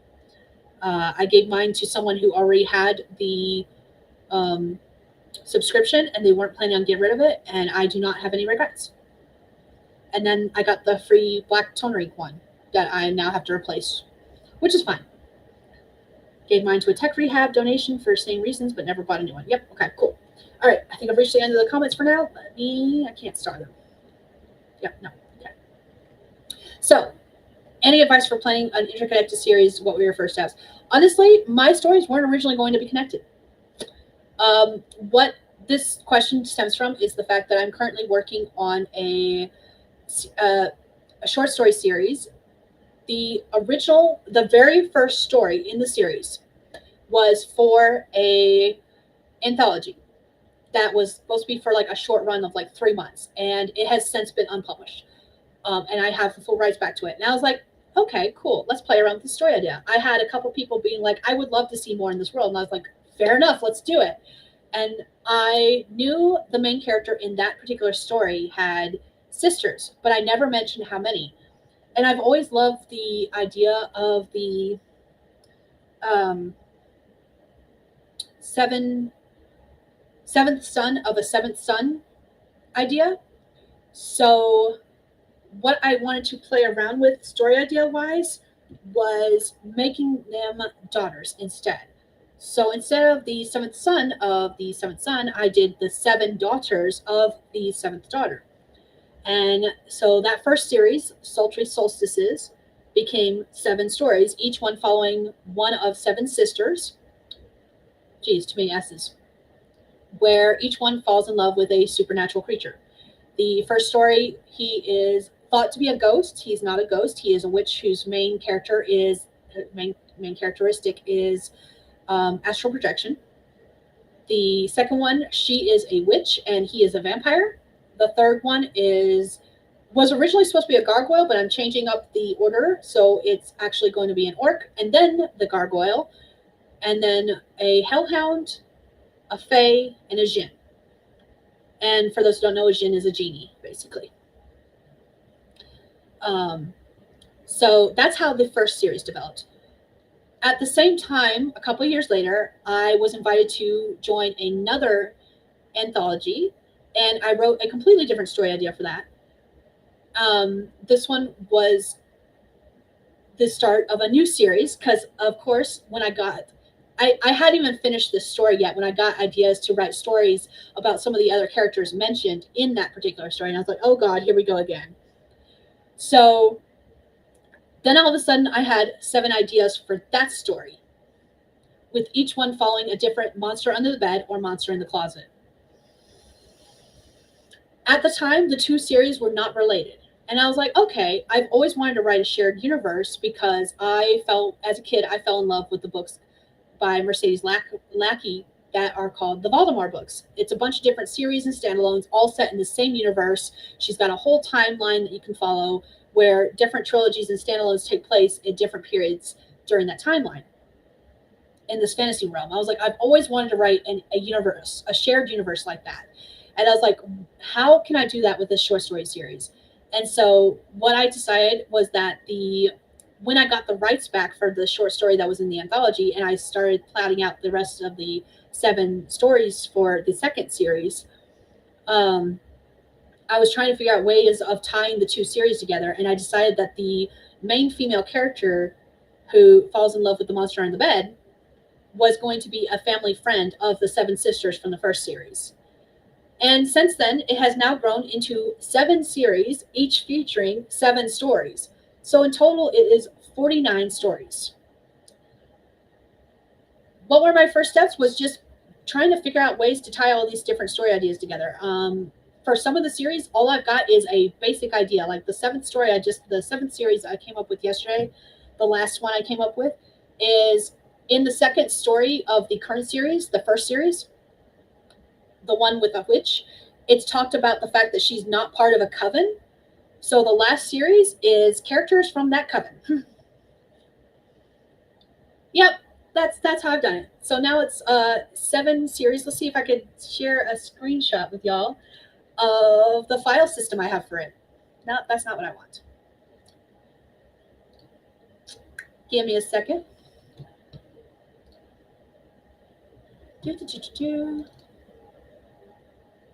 There we go. Open Sesame. Window. Yes, this window.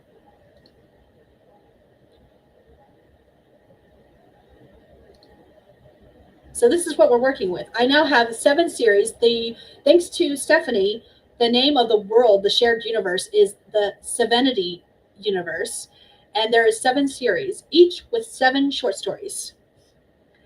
There is Sultry Solstices, Monstrous Mates, Captivating Cryptids, which each follows a cryptid. I've got a Wendigo.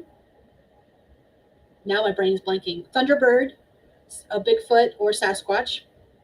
I've got Jersey Devil, Mothman, Jackalope, and I'm missing one. Chupacabra. That was the 7th one. Not in that order. And then Circus Companions is following different shapeshifters who all work at a circus. They're all different animal shapeshifters that work in a circus. Dragons follow 7 dragon shifters. It actually, I was originally toying with the idea. That one was originally not related. It was supposed to be a completely different series of standalones. I decided to join it in with this world along with Romantic Royals. And the idea behind Dashing Dragons is that dragons have been hiding in plain sight among humans thanks to a spell from Merlin and Morgan Le Fay. So all 7 of those short stories are different dragons, starting with Morgan Le Fay and Merlin spelling the first dragon. So I tie a lot of history into that one. And then Romantic Royals, it's a bunch of bear shifters who are also in the royal family. And then, of course, I mentioned the Wooing Witches is the coven that is mentioned in the second story in Sultry Solstices. So now I'm basically going through and trying to find ways to tie all of these stories together, starting with the fact that the family friend in Monstrous Mates, in Captivating Cryptids, the main character in the first story is a cousin of the 7 sisters. Circus Companions is probably going to be someone is either going to be a friend or they go and visit the circus and we see them that way. I'm still working on ways to tie everything together, but I am getting there slowly. That's basically what I spent most of yesterday doing, was figuring out ways to tie all these stories together. And I have some notes. Do I remember what I wrote? No, I do not. But I'll get there eventually. Stop sharing screen. So yeah, hopefully I answered that question to some satisfaction, because I honestly, this is the first time I've been doing this and I'm learning as I go. I don't know how well it's going to work. Sam says, I love the 7th son lore. Grandfather was a 7th. Oh, that is awesome, Dark. Does he have magic powers? I need to know if he has magic powers. Dark says that you were trying to punk on me for my 6 trilogies in my Alpha Idol universe. I wasn't trying to punk you. This is new, okay? It was 3 stories originally. That's it. Now it's become 7. I like 7. Could you tell? 7, 13, and 3. Those are my numbers. Ray says, I wanted to write a universe where I can put lots of series within the universe and have interconnections. This is the first series that I think will successfully do it. I have another one planned, but it was more side characters getting their own stories, and I didn't know how I was going to connect everything yet. It was beyond that.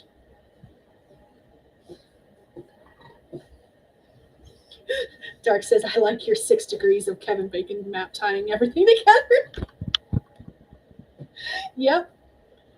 His magic power was being stubborn and resilient as fuck. He had polio, but still walked with crutches his entire life. I missed him. Aww.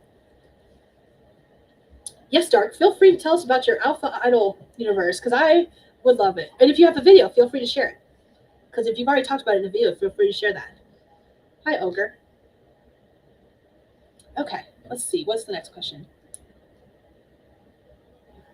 Yeah, Ogre is very much a, Ma, I need a 10. Oh, yep, sorry, he heard me because say his name was. He was getting ready to leave.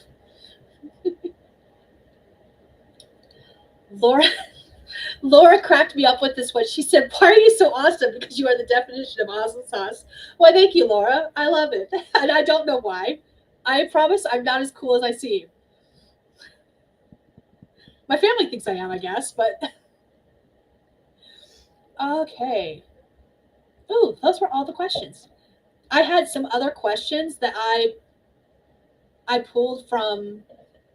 Okay, so another AuthorTuber I've been watching had posted her own Q&A, and she was like, if you guys would like to answer any of these questions, feel free to drop them in the comments. And I was like, my answers are too long for the comments. Can I use these for my Q&A? And she was like, yes, of course, go ahead. And so those are the questions I have left. But we've already been on here for like almost an hour and a half, and I was not expecting to be on here that long. So I might save those for a different Q&A, unless you guys would like me to go through them. I do have one that I do want to answer, because I told the kiddos I would. and I have to bring them back in here for that. So if you guys have any further questions for me, feel free to drop those in the comments while I get the attention of everyone else and tell them to come hither.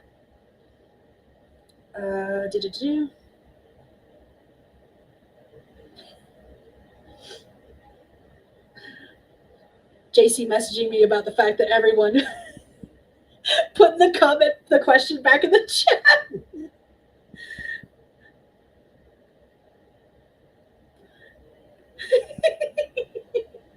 I tell you, I get on a one-track mind. Okay, let's see. What was I doing? Family. Telling the family. Come hither. Where is my family chat? There it is.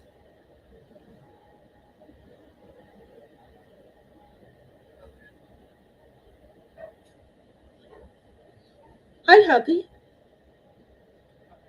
Actually, you're giving a message to everyone, but I can send you on a rescue mission to get everyone. There's one question that was asked that is pertaining to you guys, actually. Okay. It says, what does your family think of you vlogging? So I need you and the girls. Personally, if you like doing it, I don't care. Can you go get the girls, please? I love you. I know you just got home, but I love you. No, I've been home for a while. Okay, well, either way. I've been playing Cyberpunk. Want to play Monster Hunter later? No. There's one. Gwen's in the bathroom. I guess can you guys go let her know to come here? She has her phone. Do I need to mute myself for whatever you're trying to tell me? I don't know what that means. He keeps doing this and goes, I don't know what that means. It can mean many things. It's unrelated to this. I know that. Okay, so let's see. I'm going to go back to answering the comment section real quick. Oh, I figure. I didn't notice you. Do I need to mute myself? It's a yes or no question. Damn, someone's popular. It was probably me. I sent a text message asking for everyone to come here.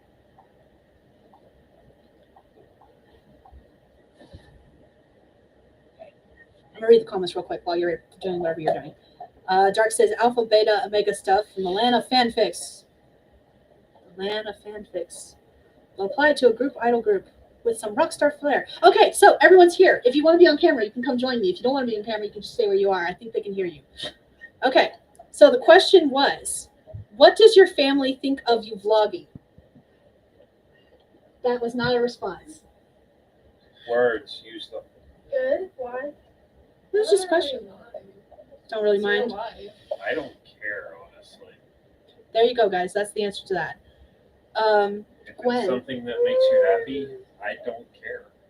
You've gotten lots of compliments.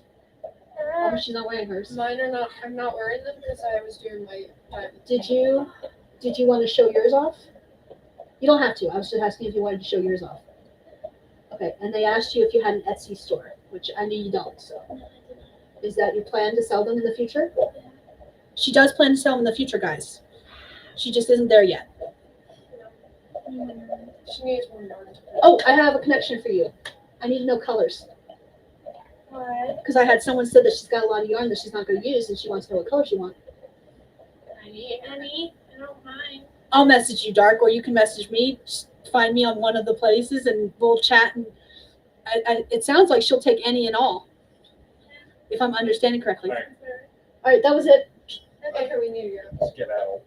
All right, is what you want to tell me something that's okay for the internet? Or is it not No. safe for work?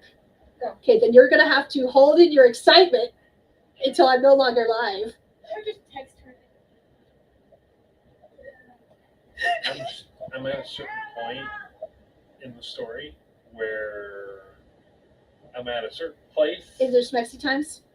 and I was paired with two people, Okay. and one of the people's names is Skye, spelled just like yours, Sorry.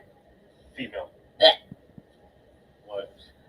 It's awkward when people have my name and I have to watch or see sexy scenes. Okay, question for the audience. If you read spicy stuff or watch spicy stuff or play spicy stuff, and I don't mean porn, I mean romance movies, Okay. I mean, if you watch porn, I'm not judging. Okay. That's not my point. My point is, how do you guys feel when a character has your name? Because to me, it's hella fucking awkward when I'm reading a spicy scene. I've read 2 now where the character had my name. My name's not that common, except with male characters. Skye is a very common male name. But I've now read it where the female character was Skye on 2 separate occasions. And oh my God, I get the ick so bad, especially if it's in first person. Ugh. And romance books are mostly in first person these days, but I get the ick so bad. I'm just like, dishes. Ugh.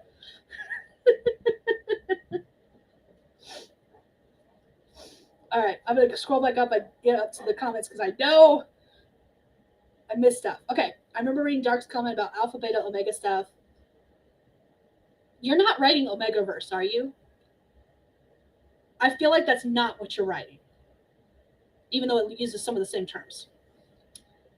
I'm pretty certain you're not writing Omegaverse, but correct me if I'm wrong. Oh, thank you, Sam. I'm glad you guys think I'm cool. I mean, you guys subscribe to my channel, so I assume that you guys think I'm cool, which I love. Each guy in the 7-member group will have his own trilogy, except for 2 who are sharing. Ooh. Thruple? Polly? Ooh, I'm here for it. Long story short, 18 books at least. Summon the Children's. And yes, you are awesome sauce. Thank you. Thank you. That sounds awesome. Now I'm curious about the style, Dark. Do you have any comp titles? Haven't hunted down any comp titles yet. It's a work in progress for my Substack, on my Substack for now. Subscribe to remind myself to find your Substack. Ambivalence. I cannot pronounce that word. Ambivalence is totally cool. JC says, I want a pair. The hook yarn hookup. Hey, do you want to? That reminds me of that scene from Hercules, the animated movie, when he first arrives into town and that guy comes up to him and says, hey, you want to buy a sundial? He's just got a whole bunch of sundials as he flashes them. Dark Yard Web.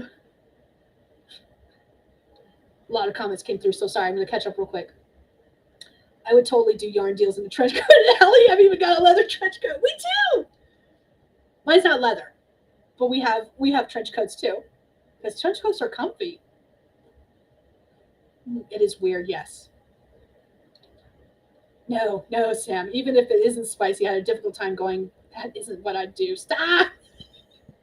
Yeah. I've never seen a character named Randy in a spicy book scene. I put off. I hate it when they have my kids' names too. Right? Like, it's gross. Okay, I'm glad I'm not alone. This makes me feel so much better. This was what he was giggity about. He was definitely giggity. He had to choose between 2 romantic characters. Apparently, he chose the one with my name. I don't know how I feel about this. He loves me, I guess. I think it's because I think about how I've been viewed from the outside almost as much as I inhibited myself. Oh, yes, that does make sense. And yes, Hunter and Killian are 150% no-go for any male love interest in books. Okay. No character is ever going to have my name, so that's not something I've ever had to worry about. I think that I wouldn't care, honestly. I mean, I know it's not me, so fair. First thing that vampire whispers in Sam's ear, sweet nothings, I'm out. It's never happened before. My name is a unisex name, but not super common. However, when I see my kids' names, it drives me crazy. Okay, no Mpreg Omegaverse. Okay, can't do it. Okay, thank you. Okay. I didn't think it was a Omegaverse, but then I was not certain, so I had to make sure. Wouldn't wish on any man, me neither. Trench coats are not comfy for me, which they looked good on me. I didn't say they look good on me. I said they're comfy. And sometimes the ugliest shit is the comfiest. Just saying. Yes, do I want to look hella cute when I dress up? Of course. But I also want to be comfy. And if the fabric itches, it ain't comfy. All right. So, other than the ones I pulled from Andrea's video, which I forgot to link in the description, I need to go grab that video for anyone who wants to check out that Q&A. I have now answered all of the questions Did anyone else have any last questions for me? Like I said, I've been going for almost 2 hours now. I didn't expect to be on for more than an hour, but I get rather chatty when I wanna. So I think I will save the questions from Andrea's video for another Q&A because I know I'll have one in the future. I'll have to find her video after because it's buried. Comfort outweighs form every time. Yes, I suppose if it's comfy, it's cute. If it's comfy, it's cute. It can be. It can be.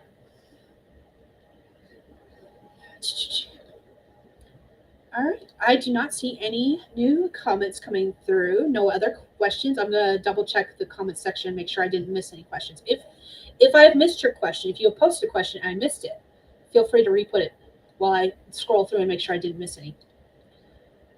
Because I probably did. Let's be real. I probably did.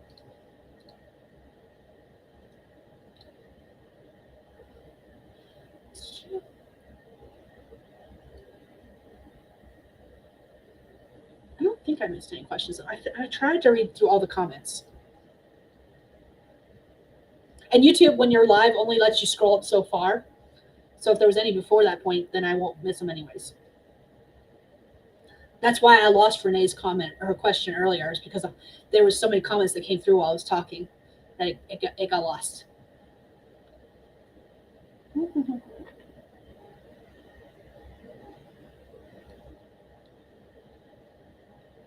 Okay, I don't see any more. Margaret says, glad you're here through the cycles of authors. Skye, happy 10 years. Thank you. Congrats on 10 years. Happy 10 years and many more.